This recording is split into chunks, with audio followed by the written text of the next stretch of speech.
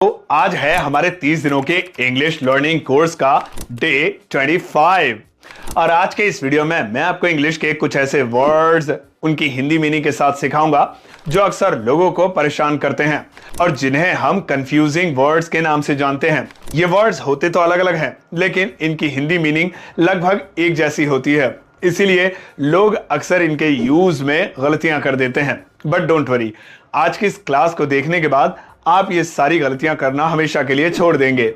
तो फिर देर किस बात की है। मेरा नाम है सरताज एंड वेलकम टू सीखो official show learn English in 30 days.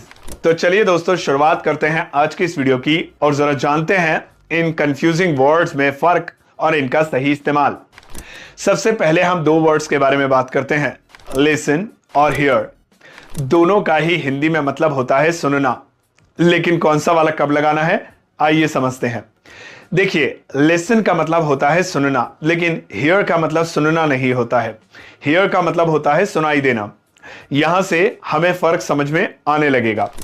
जब कोई चीज हम अपनी मर्जी से सुनते हैं तो ऐसे में हम लिसन का यूज करते हैं। जैसे इस समय आप मुझे सुन रहे हैं, या हम कोई गाना सुनते हैं, या रेडियो सुनते हैं, या फिर टीवी पर कोई भी चीज देखते हुए उसे हम सुनते भी हैं।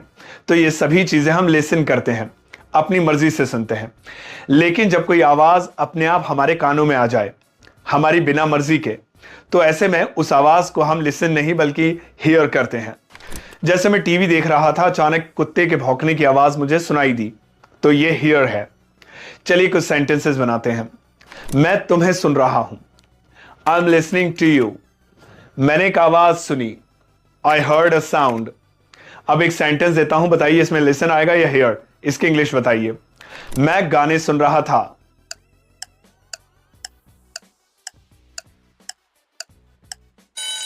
करेक्ट आंसर होगा I was listening to the songs. अगला है वेयर और पुट ऑन। दोनों का ही हिंदी में मतलब होता है पहनना, लेकिन इन दोनों में फर्क क्या है? बहुत आसान है। फर्क तो कुछ भी नहीं है, आप दोनों का इस्तेमाल एक दूसरे की जगह कर सकते हैं, लेकिन बस सिचुएशन का ध्यान आपको रखना होगा।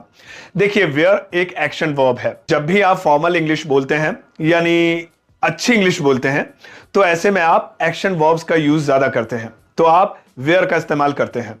जैसे मैं एक शर्ट पहने हुए हूं, I am wearing a shirt. और जब आप फ्रेजल इंग्लिश बोलते हैं या इनफॉर्मल इंग्लिश बोलते हैं, तो ऐसे में आप पुट ऑन का यूज कर सकते हैं। जैसे जूते पहन लो, पुट ऑन योर शूज। अगला है मच और मैनी। दोनों का ही हिंदी में मतलब होता है कई या काफी, लेकिन